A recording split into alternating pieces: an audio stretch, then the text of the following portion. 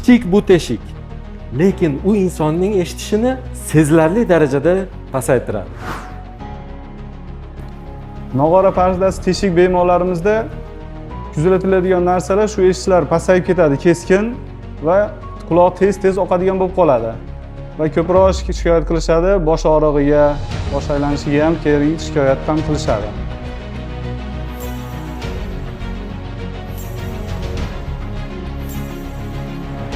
Aziz qadrdonlarim, siz bu holatda yashashga majbur emassiz. Mana hozir timpanoplastika, ya'ni nog'ora pardani tiklash amaliyotidamiz.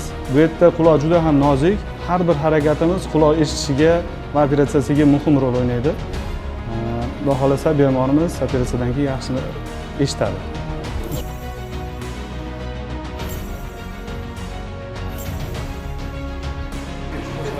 Bu operatsiyamiz bemorning eshigini tiklaydi va oqishlarini to'xtatadi.